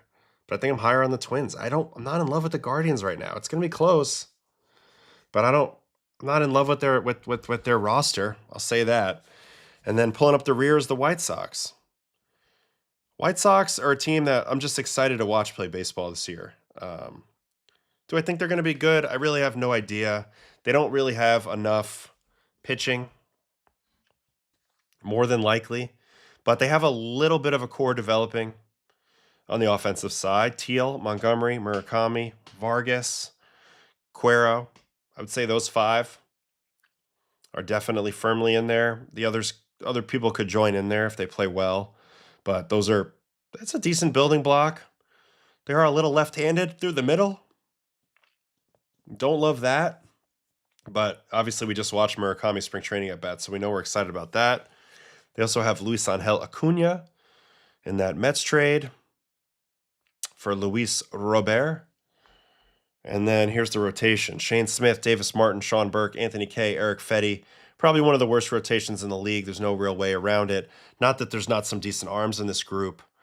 But I just don't see it yet. I don't think yet they have enough pitching. And then in the bullpen, I mean, they're paying $10 million to Sir Anthony Dominguez. I don't think that's a great idea, personally. Leisure, Taylor, Newcomb, Vassell, Isart, Hicks. I mean, Hicks is like obviously a lottery ticket. Just don't think they have enough pitching. I mean, I'm intrigued by the offense, and I think they're going in the right direction. I love Will Venable, the manager. They have some interesting arms coming. Schultz, Smith. You know, they're going to have some more guys coming down the line, and I think this team is on the way up. But I don't think they have enough pitching, looking at it. I'll make a bold statement, and I'm going to say that, you know, I think that they actually duke it out with the Guardians and the Twins for like one of the last three spots, like maybe for third place. But that's like best case scenario. You know, they're not going to creep their way into the top two. I think the top two is definitely Detroit and Kansas City. I like Kansas City as a much more complete team than these others. So I agree with the projection, at least on paper. And I do think maybe this is the year that Cleveland takes a small step back because their roster's just not the same. It's not great. I think if they had Clase, that would push their bullpen another level up. But I don't really see it. I don't really see it at all. Baseball After Dark honorary team, the White Sox. Well, they have to duke it out with the A's, too. We love the A's. So you think they need Giolito to come home. I mean, I love Giolito. I would hope for him to get on a more of a contender at this point, but he was a longtime White Sox, obviously, 5+ years over there in the big leagues. WBC will be huge for Travis Bazana. Guardians can't develop hitters right now. I'm worried about the Guardians a little bit. They've had a great run here, and I see Brian telling me here, don't doubt Stephen Vogt. And I'm not doubting Stephen Vogt, but I don't know. I think this is, first of all, I think this is our weakest division. What do you guys think? I think the NL Central's stronger than this. I think this is the weakest division in baseball. So anybody can go grab it, but I do think the Tigers are way ahead of them with the quality of that high-end pitching. Everybody else is chasing a little bit. Trevor Stephan had his moment, but after surgery was way down. I mean, they have 85 wins as winning the division in this league, AL Central. For me, it's this is the weakest division in baseball. Yeah, that was a rough deadline for the Mets. Any reaction you had at the time? Well, I love JD Davis. I didn't like trading him. I thought if you looked at the numbers, he was hitting the ball really well. His process stats at the plate were elite. And I didn't think it made much sense to punt on that at the time. But, you know, Darren Ruff had the reputation of raking lefties like up to an absurd level for a little while there with the Giants. So, you know, you hold on for it. And then the Holderman thing, I remember being pissed about them trading Holderman at the time because I could tell he was pretty good. But they said that they didn't think he was going to stay healthy, which he hasn't really. He had that one stretch with the Pirates where he was, but that was kind of the reaction at the time. What else we got here? Yeah, Cuero or Teal. Well, I think Teal, but they're both going to get a ton of ABs. I think they have a good problem there with the two catchers because Teal's a better defensive catcher, right? Let's go look at at those two guys. Kyle Teal, one of the big pieces in the Garrett Crochet trade. Wow, so he's a -7 blocks above average, -2 caught stealings, and 0 a neutral on framing. Also put up a 786 OPS. Not bad. Took a Mr. Cuero. I mean, Cuero's a butcher at framing. -13, first percentile in framing. Holy shnikes. So if they can work on that, you might actually have a better overall defensive catcher because he can block, although the throwing's not great. He only put up a 689 OPS. I guess they like him a little bit because of these metrics down here, plus some hard hit. Man, bat speed, 4th percentile. So he's a contact hitting. I mean, yeah, Teal's got more upside. He's got a little more. Yeah, here it is. Teal's got a little bit more upside with the bat, and you know, the running game is a big deal, and the framing game is a big deal too. Both of those things matter a lot. So even though nobody's running away with it, I would say it's Teal at the moment. I would agree with that. All right, back to this again, just to take one more look at it for a second. I mean, they have every team here having a run differential in the negatives except for the Tigers. So that goes to show you what they think about when I'm talking about worst division in baseball. Yeah, so all right, so I'm going to project the Tigers, the Royals, the Twins, the White Sox, the Guardians. I'm projecting the Guardians to finish in last, which is insane. Just for fun. I don't really think that. I really think that they're probably a lot closer to second place than last. But overall, I mean, I just think this is the year they kind of fall off. I'm not in love with their roster. And I don't think they're a threat to do anything in the postseason. The only team in this division that's a threat to do anything in the postseason would be the Tigers because of that pitching. So pretty bland division to talk about. And we'll go watch some more baseball here with the rest of the stream before I go to bed. But that's kind of my thoughts on the Central. We didn't do a pick to click and a pick to take a step back from every team. But it's kind of too late to do that, right? What's the best division in baseball? I mean, I think it's the AL East right now. I think the AL East is super stacked. I'm excited to look at that. You know, NL East and AL East are what we have coming up the rest of the week. So those are the best. Those are two of the two of the divisions I know the most about. Obviously, I think NL West is right in the conversation as well. But I think AL East, I mean, you're looking at 5 teams that are going to be competitive. 4 that could be highly competitive. You know, last year it took 93 wins and a tiebreaker to win the division. Team went all the way to Game 7 of the World Series. Red Sox have the number one team in terms of projected pitching WAR. So all those teams are very healthy and in good spots. So I would say AL East. That's my thoughts on that. TL future 55 in the fielding, small sample, MLB defensive metrics, a lot of variance there, could go either way. Well, I mean, the framing was crazy on the Cuero, even in a small sample, to your point here. Negative 12 run value or first percentile in framing is yucky. Is Bobby Witt Jr. the new Mike Trout? I mean, he's pretty damn good. He's pretty damn good. Let's go. I mean, I remember 2 years ago I looked at his StatCast page, and it was as good of a page as you could have. Last year, also pretty damn good. I mean, you got to put your money on him for MVP if it's not Judge, right? So 295, 351, 501, 852 OPS. He did have the 977 the year before. MVP quality year.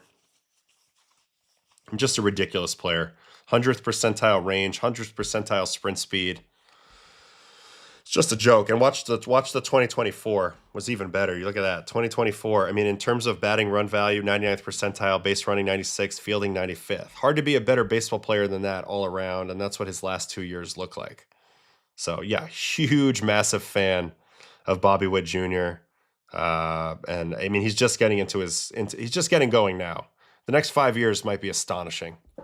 You know, it's funny because Rock Chalowski, who we are all in love with the from UCLA, is going to be the number one pick. I still don't think you could project him to be a Bobby Witt.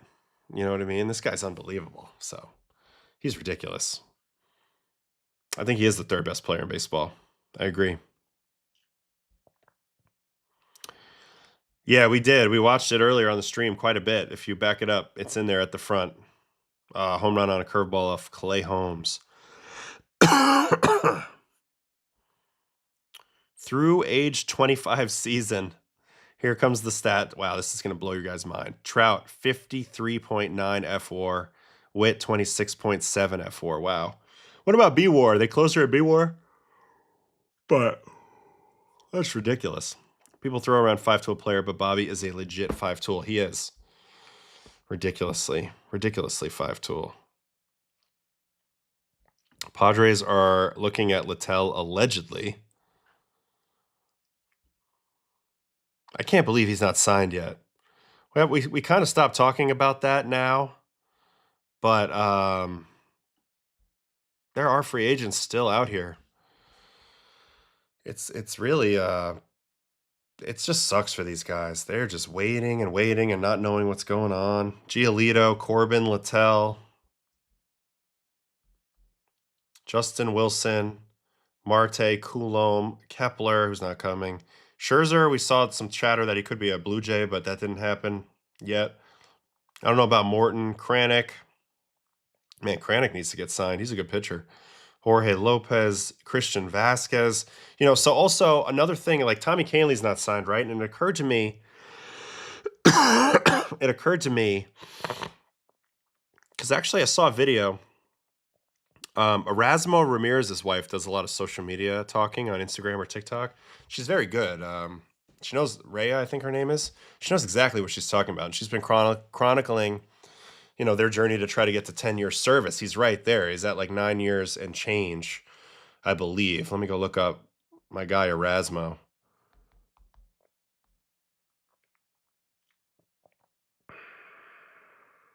Where's my service time?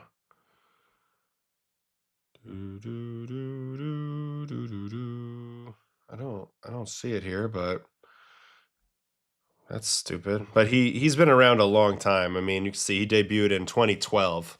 Anyway, he's on a mission to get his 10 years. Wow.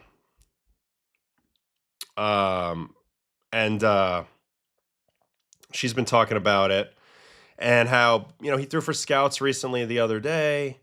And basically they said because he's playing in the WBC, they might as well watch him in the WBC. There's no incentive for anybody to offer him a contract when he's about to go showcase himself on a big stage pitching for Nicaragua. So in a way, it almost like hurts your ability to sign because now they know that you're going to go pitch. I was thinking about that with Tommy Kahnle. He's playing for Israel. So, yeah, they're going to wait. They're going to wait and see.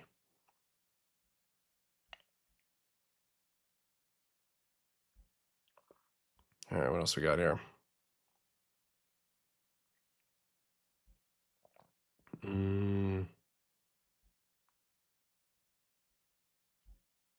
Folks forget that Trout was 2/3 of a career into being the GOAT. Yeah. Okay, so in B-War, 54-4 to 21-7. I mean, it's way ahead. He was putting up, what, like 8 or 9 WAR seasons early on? Yeah, I mean, this stretch is just crazy. I remember in 2012, he was like the best player I ever saw.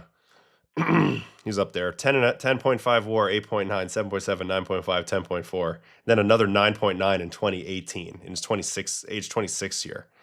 Yeah, Trout was on a different level. Just a different level. It's crazy. Kopech is a bullpen arm. I'm surprised too, Carl. I think he's going to get signed at some point.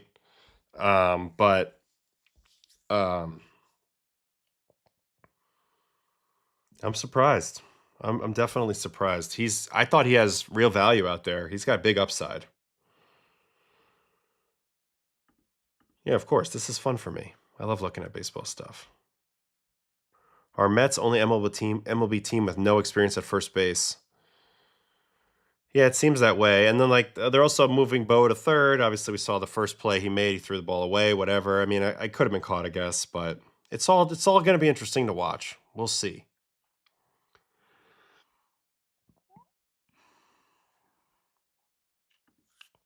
I want to see Moniello in Cuba for WBC and how his curve will be with the MLB ball. Nasty.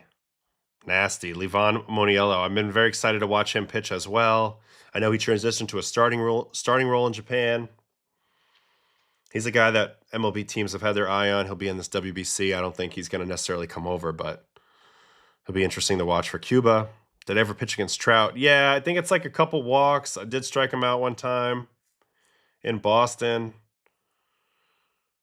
I don't know. He didn't swing much against me. Yeah, Trout, 2 playoff games in his career. That is super sad. Danny Coulomb, we've been talking about him. All right, let's watch some more baseball. We're done with this. We're done with this AL East nonsense. What else was there from today? Like, what were the guys to watch today? Is there anybody that I missed from today? Philly and Washington. I guess we'll just search box scores here for a minute until something maybe pops up.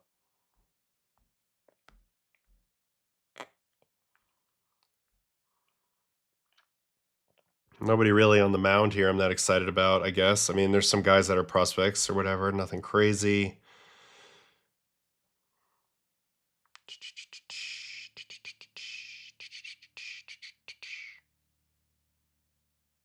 Nothing happened in this game.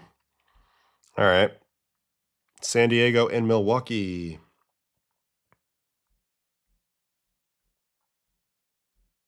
Sears, Abner Uribe had an inning. Craig Yoho. Sears got kind of lit up.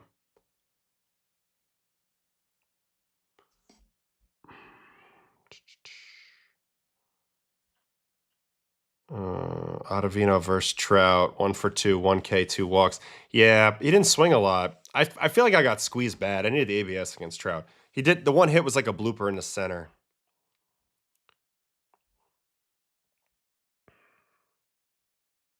Mattingly did. 95. He was there for a few games. They lost to the Mariners.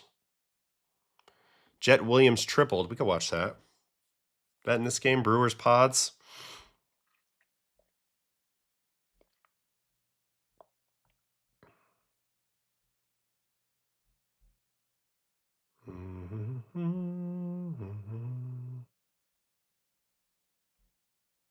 Here's Jet Williams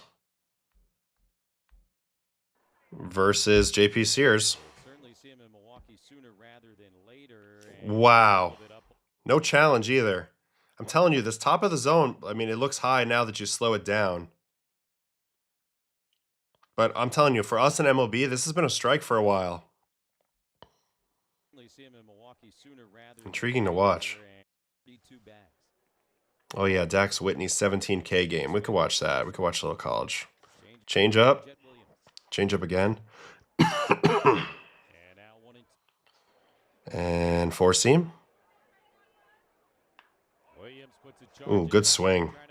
Jet's very tight to the ball. Only 97.2, but he covered the top of the zone well. I've mentioned a lot how short guys do that. That was a good swing. Not that there's much on this fastball. Slightly above average rise, only 92. Pretty good pitch to hit. Pretty good swing, though, as Jet's trying to make this club. Yeah, good swing. Good swing.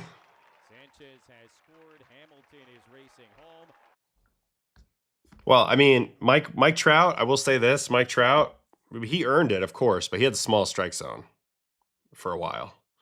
Like, he didn't have to swing. So, you know, it's like Shea Gilgeous-Alexander right now. So, you know, yeah, I'm complaining. Is what it is. All right. Bring Jet back. All right, should we ooh, Ben Hess, did he pitch today?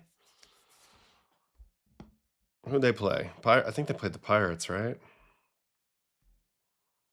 Yeah, let's just double check that I have that game right, and then we'll watch that, and then we'll go watch the college game. Yeah, Ben Hess, 3 innings, 5 strikeouts. He's one of their top prospects, so that's good. We can watch that. This is also a great camera angle. We were watching Bubba on this one earlier, so this will be good.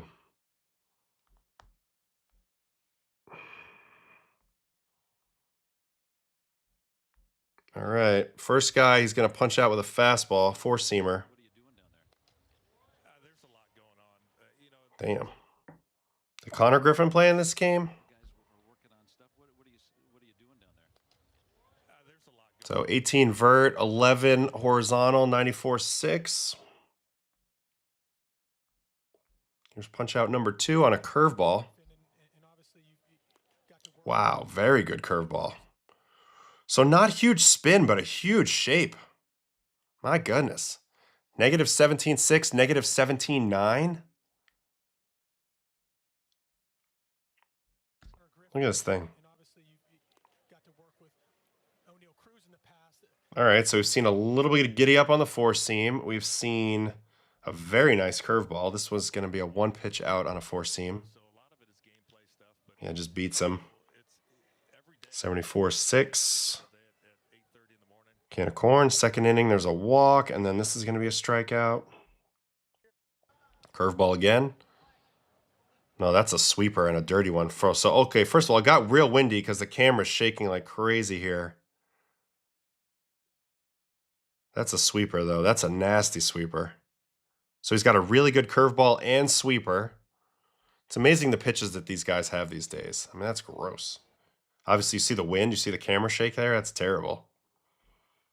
All right, Dominic Fletcher. Pulls it through the old hole with the guy holding him on base, so he's going to get himself in a little bit of a slot spot here, first and third. PJ Hilson.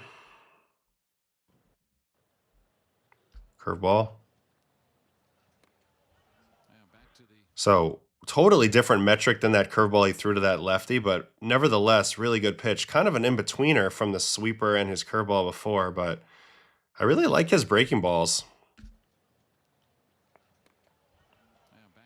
Nice pitch. And then he's going to punch this guy out looking on a 4-seam. So 2 punch-outs looking on 4-seams in this outing. No challenge? That was a ball. Didn't challenge it, though. All right.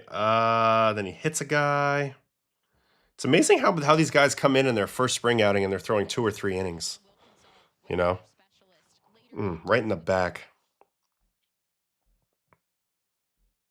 Here's a double on a fastball. Velocity's trending downward.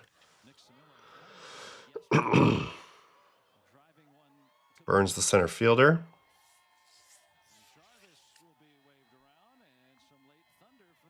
You know what's so crazy too? And like, I know it's the big leagues or whatever, but more than likely he rode in a bus from Tampa to, oh, I guess it's not so bad. Tampa to Bradenton's not bad. I was thinking like St. Lucie.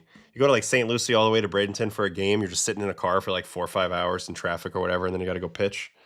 Not the case. Trying to give him excuses. No excuse. He had a tough 3rd inning. Another walk, and then he gets a double play here. But anyway, this is my first look at Ben Hess. I've seen 4-seam, I've seen sinker, I've seen 2, maybe 3 different breaking ball types.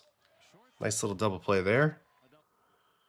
And then a fly out to end his outing. 94-2, so it gets it back up there for this last one. Anyway, that's my first look at him. He's a pretty big Yankee prospect, not as high as Elmer or Carlos Legrande, but definitely up there. So we'll move on here in a second. Anyone you think can benefit from transitioning from starter to reliever or vice versa? I mean, I just don't know yet. Like some of the young guys are gonna like the young starters are gonna inevitably end up in the bullpen. And right now they look great. Like, I mean, it could be like a Peyton Tolley or somebody like that, but I wouldn't say they need to do it yet. I mean, I think I learned it the hard way. You should definitely try to start as long as you can, to a point, I guess. I think Mason Miller should go back to starting, personally. I think he's too good. I know he's the best in the world at what he's doing, but if I were him, I'd have my sights set on, $200 million or something. So if I were him, I'd do that. I think Legrande, I mean, stuff-wise, there was no comparison. Not like Hess stuff looked bad, but it didn't wow me or whatever. Yep, we looked at Lambert earlier. He looked very different than this guy I just watched, Hess. Lambert had explosive fastball with a weird shape to it and a really good breaking ball. Guys are way too talented. He's an afterthought and he throws wiffle balls. It's true. It's true. Manaea or Senga, who do you think will pitch better? I don't know.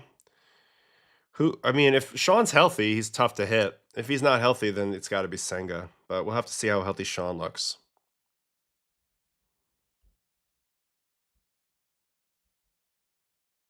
How can Roki become a starter? I mean, we did a whole entire stream on this.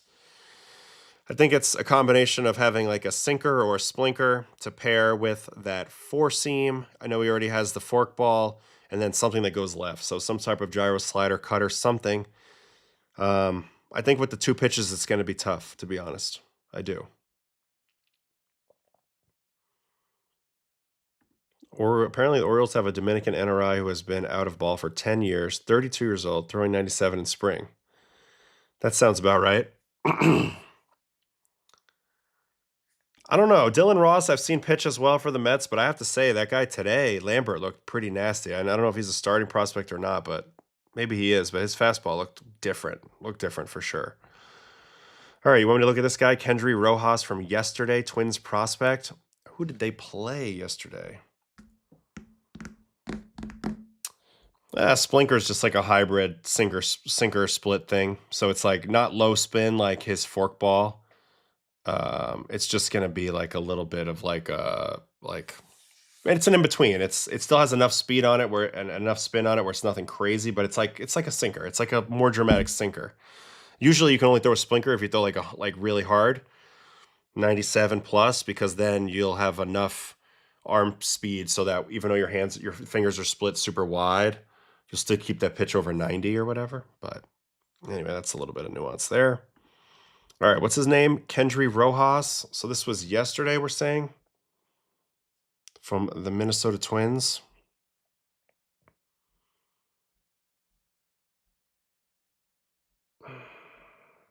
Yeah, 2 innings, 3 strikeouts versus the Braves. All right, let's see if we get this game.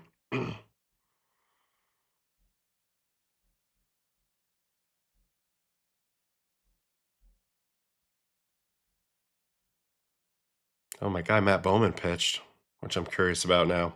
All right, here he is, Kendry Rojas. First strikeout is with a combio.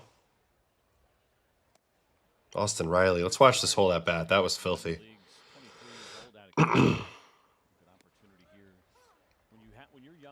Smooth little 97 mile an hour fastball. Slider. Riley, who's Pretty good pitch to hit. Austin kind of jammed himself there. Also 7.3 inches of extension. day roster, but they First changeup attempt. Good take. Goes right back to it. Really nasty. Really, really nasty. 3.7 inches of verts. That's about 12, 13 off the four seam. It's plenty. All right, Ozzy's next. Gonna get him to ground out on a changeup. So first two outs on changeups. Walk rate started to creep up as he faced some of those better hitters. Ozzy rolls it to short. Ooh, Orlando Arcia. Orlando Arcia makes the play. Or the old, yeah, Orlando Arcia. Michael Harris. Left on left. Gonna get him with a fastball. Also, just sitting 97.5. I saw a stat the other day that like 260 college pitchers have thrown 95 plus this year. So the velocity is no longer impressive unless you throw 97 plus. That's the new rule. 97 plus or not impressive. All right. Aaron Shunk. Gonna get him with a fastball. Big league job and again, great baseball guy. And Nice pitch. Little fastball up top. Can't get to it. I like his delivery a lot. I'll say that. baseball guy and just He's letting it rip. Look at my guy, Walt Weiss. Always getting that satellite radio at them ears too, brother. Love it. All right, Dubon. What he was Four seam fastball. dealing with at the time, being their manager, but Jams the piss out of him. stable situation here in Atlanta. Kind of a sneaky great play by the second baseman. And then he's going to punch out Acuna. So let's watch the whole at bat versus Acuna. 7 pitches. Was that for his baseball number for most of his playing career? Lawn dart. older, but it was just like more of like an urban legend. Like his career was off and running before I got to high school. Little back door. Watch Walt's games when he's playing in Oakland on the other side of the country. Nice slider. Gets him to swing over it. What was that? 5.3, 5.5. Comes out in a perfect window. Look at that. Middle down. Ronald tried to miss it, I think, once he realized that he wasn't going to hit that. Of the country.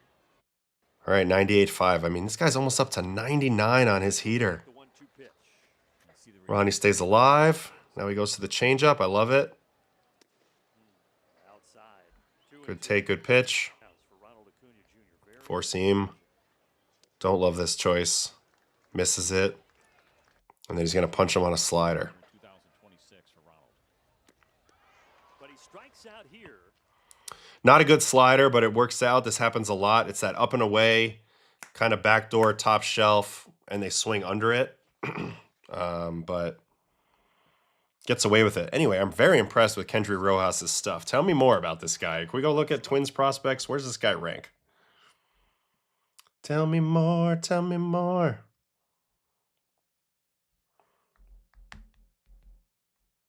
Tell me more.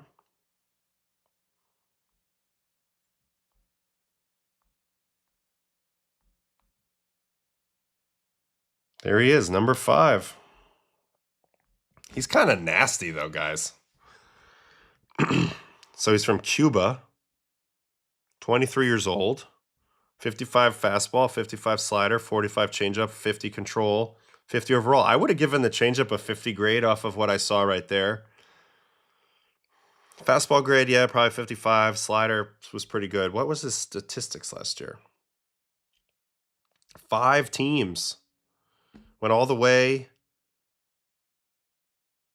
to AAA. Didn't pitch a whole lot, though. So this is our first time looking at him. Only really pitched 69 innings last year. Did punch out 90, though. This guy's pretty nasty. I'm curious to watch him. Maybe he's going to have a little impact on the Twins this year. Kendry Rojas, huh? All right. Thanks for pointing that one out. That was interesting. I mean, he was right there. That outing right there in spring training. I mean, he was literally like 96 to 98, 98 and a half. That was pretty gross. So that was something. Random question. Favorite tacos in the city? I like Taco Mix on 116th Street in Harlem. That's my spot. Rojas part of the Louis Varland return. Love that. Got to give up something to get something. And they did there. So that's great. He's the main piece.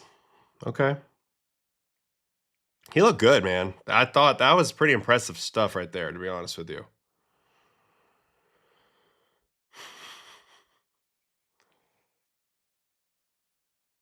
Are you in any fantasy baseball leagues?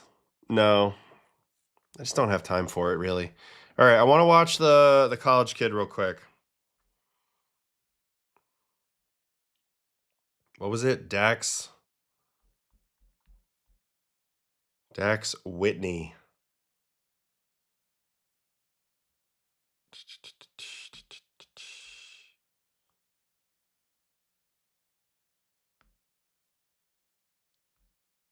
All right, here we go.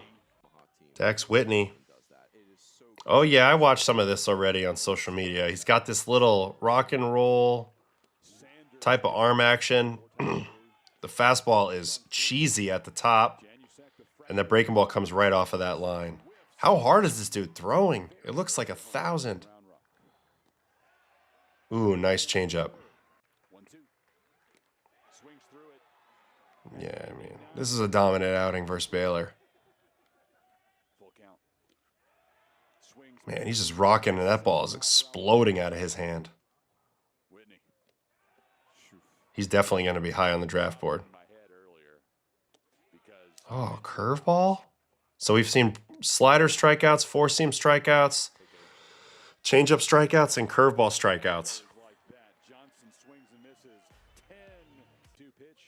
His arm action's pretty high over the top, too, which means he's probably going to be okay versus lefties.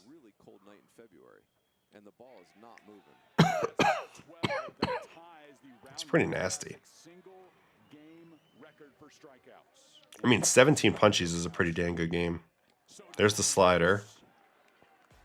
Slider cutter, whatever that is.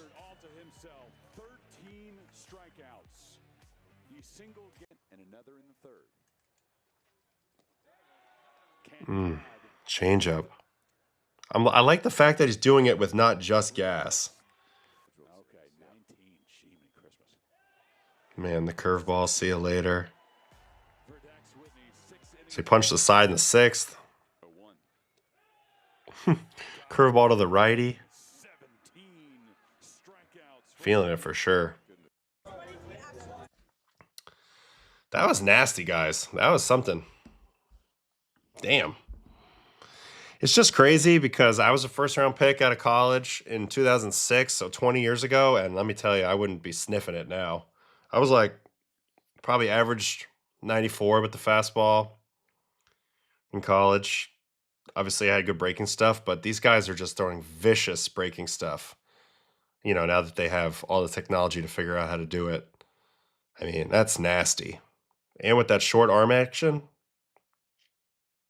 that's not going to be fun at all. That's not going to be fun to face at all. It's ridiculous. Questions have been injuries for Rojas, to be honest. Velo keeps claiming. Yeah, sometimes that kind of works against you, right? Like your velo's climbing, but you're getting more injured. Not necessarily a great combination as a pitcher. But I tell you what, Rojas looked tremendous in that little outing we just watched for the Twins. He's an exciting guy for the Twins. So if they can harness that, damn. I'm starting to have a hard time scouting the young guys, though, I have to say, on video, because especially in the minors, because it's like the stuff is such a given. The stuff is just a given at this point. And if the stuff's going to be a given, then it all comes down to command and how it works and how it just plays at the big league level. Like when you watch it, you're going to be impressed no matter what. So that's why I said now it's like for fastball velocity now to be impressive, we have to set the bar at like 97. Other than that, you got to look for shape or movement or command or a combination of all of those. But it's insane. Yeah, that's fine. That's fine. That's fine. Yeah, Taco Mix slays.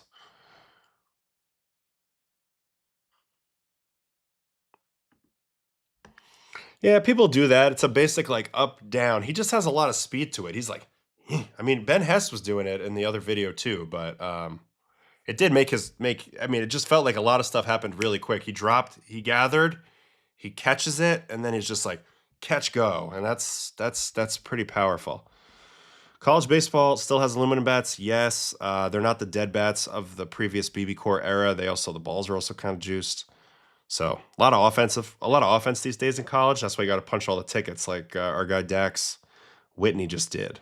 He averaged 97.9 in the heater in that game. All right, as you can see, I'm pretty damn tired. We've been going at it pretty strong for an hour 51 tonight. I think I'm going to call it. I'm tired. And we'll be back on Wednesday. NL East preview, as well as anything that's happening in these spring games. I'll be sure to check in on all that. Thanks for hanging out with me on a Monday night. Tell your friends, because we'll be continuing to do this, and then sooner or later we'll be doing it all the time. So I really appreciate you guys hanging with me. I'll go throw this up there on the podcast as well as fast as I possibly can. Could be in the morning. Probably in the morning. I'm too tired to do it right now.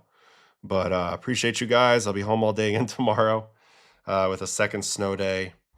And I'll see you guys on the other side on Wednesday. So thanks so much for hanging once again. And have a good night, everybody. Stay safe out there. What's going on with my iPad? It's super weird. Let me just swipe away a couple things before I say bye. All right. See you guys. Thanks so much. Have a great night.